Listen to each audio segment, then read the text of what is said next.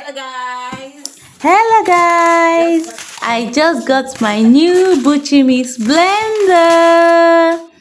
Immediately I received it, I knew I needed to try it right away, and here I am, straight to the kitchen.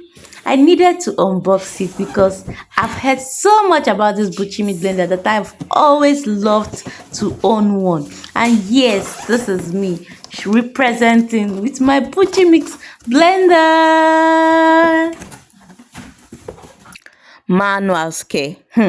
Me that is so eager to use my Buchymix blender immediately like this. With all the videos I've watched online, I don't think there's no instruction about this Buchymix that is not already stored in my head. At this point, I am ready to use it with confidence.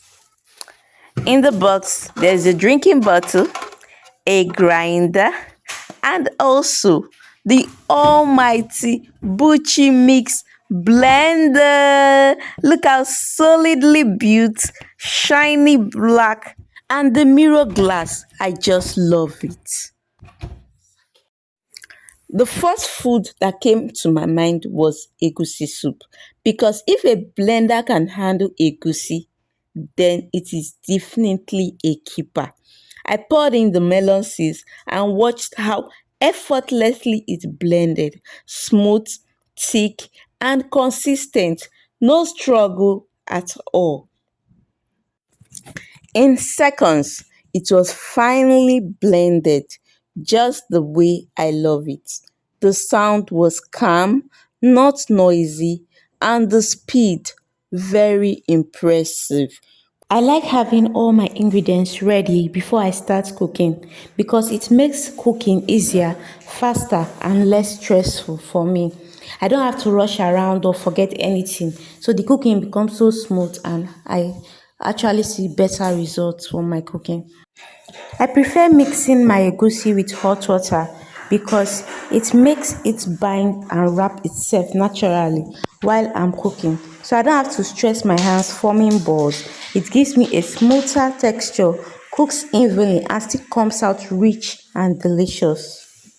This is a smart cooking hack that I'm telling you, so save it for later.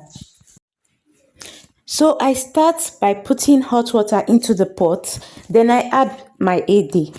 Ede is a soup thickener. It's what gives the soup that nice thick consistency. I leave it to cook for a few minutes until it starts to look foamy and slightly yellowish. This happens because I usually mix my ede with palm oil after pounding it so it won't stick to the mortar when I'm bringing it out. Once the ede starts foaming, I add my egusi and stir it well. Next, I add my palm oil to it and also stir it. I turn it for a while, then I allow it to sit in the pot and cook properly. Next, I add my crayfish to the soup. I like adding crayfish to the soup at this stage because there's this sweetness I notice about my soup after cooking. Since then, I've been adding crayfish before any other ingredients comes in.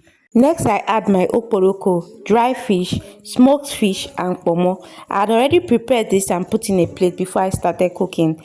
This is why I love making sure all my ingredients are ready before I start cooking. It makes my cooking easier and stress-free. After adding them, I stir everything together properly. Then I add my pepper and maggi, and then I leave the soup to cook so all the flavors can blend beautifully. At this point, the aroma alone tells you the soup is coming together just right. After that, I add my beef. I also add my already washed and cooked bitter leaf and allow it to cook in the pot for a while. Then I go in with my already cut ugu. I stir everything properly and let it cook for a bit so all the flavors can come together perfectly.